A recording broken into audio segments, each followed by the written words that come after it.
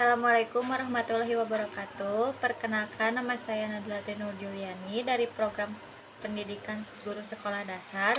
Saya di sini akan mewawancarai Ibu sebagai ujian tengah semester ini. Baik, dimulai. Eh, saya boleh tahu identitas Ibu terlebih dahulu? Perkenalkan, nama saya Anggita, jabatan saya P3K. Saya memegang kelas 2 karakteristik dari sekolah kami.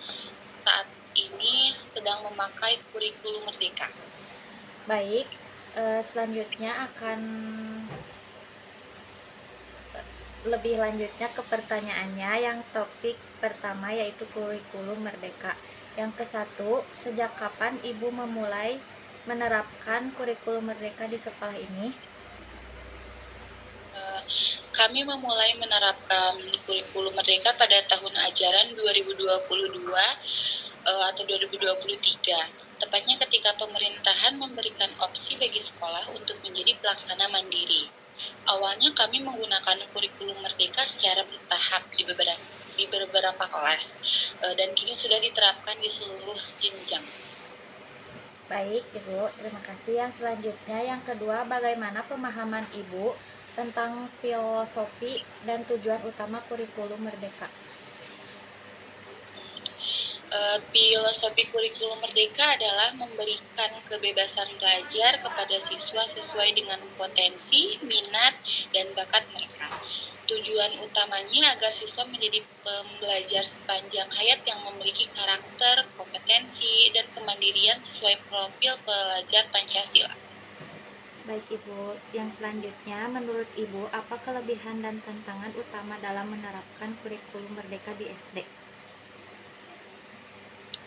Kelebihannya, pembelajaran menjadi lebih menyenangkan, fleksibel, dan berpusat pada siswa. Guru bisa menyesuaikan materi dengan kebutuhan nyata siswa. Namun, tantangannya masih ada kendala pemahaman guru, keterbatasan sarana, dan waktu adaptasi untuk menyesuaikan perangkat ajaran baru. Selanjutnya ya Bu, bagaimana peran guru dalam memberikan kebebasan belajar kepada siswa sesuai prinsip Merdeka Belajar? Guru berperan sebagai fasilitator dan pendamping, bukan satu-satunya sumber pengetahuan. Kami memberi kesempatan siswa untuk bereksplorasi, bertanya, dan mencoba menyelesaikan masalah secara mandiri melalui proyek, diskusi, dan pembelajaran berbasis pengalaman. Ya, selanjutnya, sejauh mana dukungan dari kepala sekolah dan rekan guru dalam pelaksanaan kurikulum Merdeka di lingkungan sekolah? Dukungan sangat baik. Kepala sekolah memberikan pelatihan internal, supervisi, akademik, dan pendampingan penyusunan modal ajar. Rekan guru juga aktif berbagi praktik, baik dalam forum MGMP dan komunitas belajar sekolah. Baik, Ibu, yang selanjutnya ada topik yang kedua yaitu kurikulum Merdeka Revisi tahun 2024. Yang ke-1 ada apa perubahan atau pembaruan penting dalam kurikulum Merdeka Revisi dibandingkan versi sebelumnya? Revisi 2024 menekankan pada penyederhanaan elemen capaian pembelajaran atau CP, penguatan asesmen formatif, serta meningkatkan fleksibilitas guru dalam memilih strategi pembelajaran.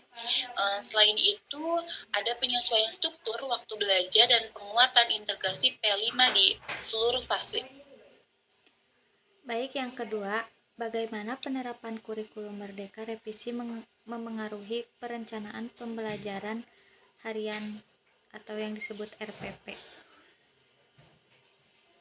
Perencanaan ini lebih sederhana dan fokus pada tujuan pembelajaran inti serta konteks siswa. Modul ajar tidak lagi kaku, tetapi bisa dimodifikasi sesuai kondisi kelas, dengan menekankan pada kegiatan eksploratif dan asesmen autentik. Yang ketiga, menurut Ibu, apakah revisi ini memudahkan guru dalam melaksanakan pembelajaran dan mengapa? Ya, sangat memudahkan karena guru diberikan kebebasan berrekreasi dan tidak dibebani dengan administrasi yang rumit. Fokusnya kembali ke kualitas proses belajar dan perkembangan peserta didik. Selanjutnya, bagaimana tanggapan siswa terhadap penerapan kurikulum Merdeka Revisi di kelas? Siswa terlihat lebih antusias dan aktif karena kegiatan belajar banyak melibatkan praktik langsung, proyek, dan permainan edukatif. Mereka merasa lebih bebas dalam menyampaikan pendapat dan berkolaborasi. Yang terakhir dalam topik ini, apa dukungan atau pelatihan yang diberikan pemerintah atau sekolah untuk membantu guru memahami revisi kurikulum tersebut? Pemerintah memberikan platform Merdeka Belajar Mengajar, pelatihan daring melalui PMM, platform Merdeka Mengajar, serta bimbingan teknis dari Dinas Pendidikan. Sekolah juga mengadakan in-house training atau IHT agar semua guru paham dan siap menerapkannya. Baik, yang selanjutnya ada topik ketiga, yaitu Kapita Selekta Sekolah Dasar pada Kurikulum Merdeka. Yang ke-1, isu-isu aktual yang diangkat menjadi P5, pembelajaran diferensiasi, asesmen autentik, digitalisasi, pembelajaran literasi, numerasi, dan pendidikan karakter. Yang ke-1, bagaimana implementasi proyek penguatan profil belajar Pancasila atau yang disebut P5 di sekolah Ibu? P5 dilaksanakan 2 kali dalam 1 tahun dengan tema seperti daya hidup berkelanjutan dan kearifan lokal. Siswa diajak melakukan proyek nyata seperti daur ulang sampah dan mengenal budaya daerah. Prosesnya kolaboratif, kreatif, dan berpotensi pada nilai-nilai Pancasila. Yang selanjutnya, apa bentuk penerapan pembelajaran berdiferensiasi yang dilakukan agar sesuai dengan kebutuhan siswa di kelas? Kami menyesuaikan tingkat kualitas tugas, cara penyampaian materi, dan gaya belajar siswa. Misalnya, untuk siswa visual digunakan media gambar dan video, sedangkan untuk siswa kinestetik diberikan kegiatan praktik langsung. Baik, yang selanjutnya, bagaimana Ibu melaksanakan asesmen autentik yang menilai hasil belajar siswa? Asesmen dilakukan melalui observasi portofolio, proyek, dan unjuk kerja, bukan hanya tes tertulis. Dengan begitu kami bisa menilai proses dan hasil belajar secara menyeluruh. Baik, yang selanjutnya, sejauh mana teknologi dan digitalisasi pembelajaran dimanfaatkan dalam proses belajar mengajar di sekolah Ibu? Teknologi sudah menjadi bagian penting.